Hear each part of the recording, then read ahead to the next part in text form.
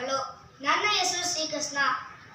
ಈಗ ಗಣಪತಿಯನ್ನು ಪಾಲಿಸು ಎಂದು ನಾನು ಈಗ ಹೇಳುತ್ತೇನೆ. ಗಣಪತಿಯನ್ನು ಪಾಲಿಸು. ಈ ಹಾಡನ್ನು ಬರೆದವರು ವಿಜಯದಾಸರು. ತಾಳ ಆದಿ.